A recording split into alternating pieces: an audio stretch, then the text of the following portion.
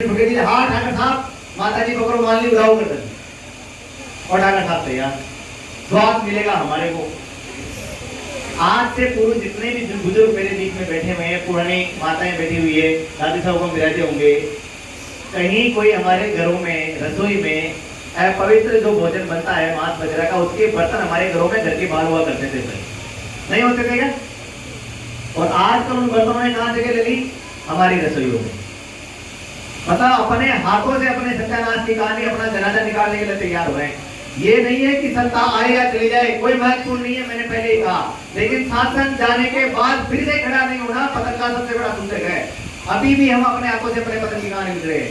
उस पट्टा जी ने अकबर के द्वारा मिलकर हमारे बीच में नियमित लेकर हमको परोसा और हमने इसको निरंतर तरीके से चालू कर दिया और धीरे धीरे हमारी पतन की स्थिति हमारे सामने आ गई। गौतम बुद्ध के समय आप आज अगर किसी को ये कहा जाए, पूरे देश में एक बहुत बड़ा बवाल खड़ा होता है। आप इतिहास पढ़ना, गौतम बुद्ध के समय में, भगवान महावीर के समय में, एक ये जो पंडावती रहे, जो लोग आज ये कहते हैं गाय का मांस नहीं खाना चाहिए, यही लोग यज्ञ में गाय की बलि देते थे और प्रसाद के रूप में ये गाय का मांस बांटते थे। आप पढ़ लेना उस समय के इतिहास को, जो लोग आज मना करते हैं। उस समय भगवान महावीर ने, गौतम बुद्ध ने 4-5 चीजें हमें बताई, वो बहुत महत्वपूर्ण थी। क्या?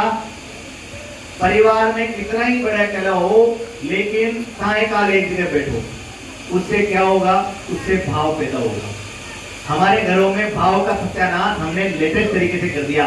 आधुनिक तरीके से हम सिटी में जाते हैं, घरों में जाते हैं, एक इंजीनियर के पास नक्शा बढ़वाते हैं। पंच महाभूत हमारे संसार में बनाए हुए हैं, वो 5 चीजों के घोषक है, जिसमें आकाश, जो तत्व जितना सूक्ष्म है उसमें उतना ही महत्वपूर्ण भाव होता है। जैसे आकाश है, आकाश बहुत सूक्ष्म है। हमारे घरों में आकाश का प्रवेश रहेगा तो हमारे अंदर भाव पैदा होगा। आज एक गवर्नमेंट है, सरकारें हैं, एक सिस्टम बनाती है, कोई भी चीज होती है तो उसका कानून बनाती है।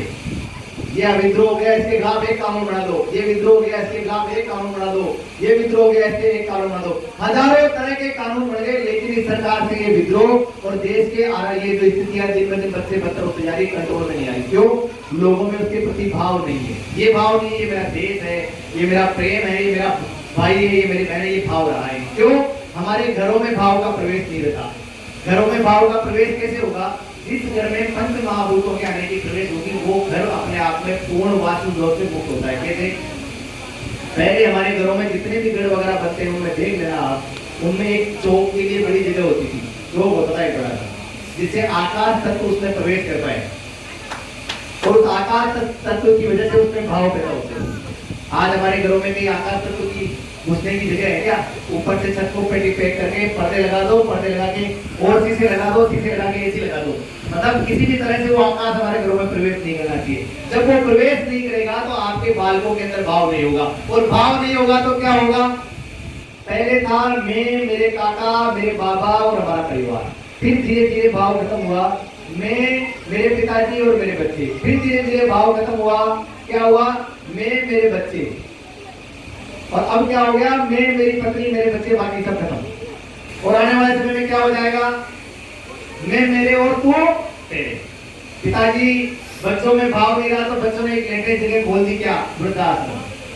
पिताजी बूढ़े हो गए, काम भेज दो पिताजी को वृद्धाश्रम में भेज दो। हमारे घरों में कोई बुजुर्ग व्यक्ति होता है, उसकी स्थिति ऐसी हो जाती है जैसे भैंस दूध नहीं देती है ना, बाहर ले जाती है, तो उसको चारा डालते नहीं डालते, बाटा डालते नहीं डालते, ऐसी स्थिति हमारे घरों में हमारे बुजुर्गों की होगी वर्तमान समय। एक छोटी सी कहानी सुनाता हूँ आपको। एक गांव में एक हमारे जैसे युवा साथी थी, उनका विवाह हुआ। तो जो वर पक्ष थे, उस वर पक्ष ने एक शर्त रखी वधु पक्ष के सामने, भाई हम जितने भी आएंगे सारे के सारे युवा आएंगे, और आपके वहां भी हमारे को युवा युवा चाहिए। तो महिला हो, महिलाओं में बुजुर्ग महिलाएं नहीं थी हमारे। तो वधु पक्ष को विवाह करना था, उनको शर्त माननी थी, उन्होंने उनकी शर्त मान ली। चलो ठीक है, अच्छी बात है। आप बारात आई, सब काम हुआ। बारात आने के बाद में जैसे ही तोरण पे आने लगी, तो जो वर पक्ष था, उस वर पक्ष ने वधु पक्ष के समय तोरण से पूर्व एक शर्त रखी।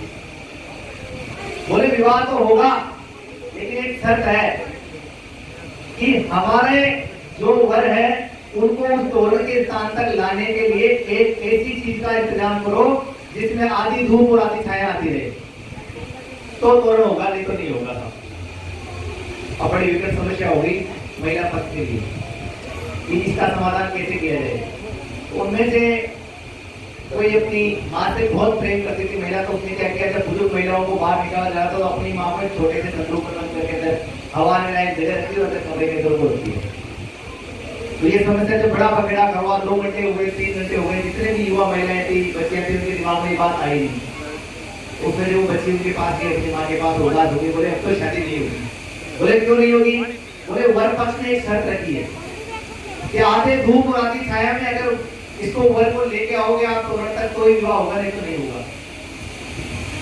फिर उस बुजुर्ग महिला ने अपनी बेटी को एक सूट बुझाई। बोले जो ये पिलंग होता है ना, पिलंग जिसे हम खाट कहते हैं, उस खाट के दीवार बांधो, लेकिन एक एक हाथ छोड़ के बांधो। खाट को जब बुनते हैं तो उस पर पट्टा बांधते हैं, तो एक एक हाथ छोड़ दो उसमें, एक एक हाथ और फिर बांध दो। महिला ने जैसे तैसे उस खाट को बुना, एक एक हाथ की जगह छोड़ दी। तो बोले ये खाट ले जाके वर पक्ष को दे दो भाई, इसको ऊपर लेके आ जाओ, आधी छाया आधी धूप आती रहेगी। जैसे ही वो खाट वर पक्ष के बाद में पास पहुंची तो वर पक्ष जो था उसने निश्चित रूप से बात कही। बोले ये कन्फर्म है, ये 100% है कि आपके यहाँ कोई बुजुर्ग महिला जरूर भी बची हुई है। बोले ये विवाह नहीं होगा अगर आप सच नहीं बताओगे, तो सच बताओगे तो हमें कोई दिक्कत वाली बात नहीं, लेकिन विवाह होगा। फिर एक बच्ची आई, उसने बताया कि मैं अपनी माँ से बहुत प्रेम करती हूँ, इसलिए मैंने मेरी माँ को बाहर नहीं भेजा और अपने घर में रखा। उस माँ ने ये उपाय बताए।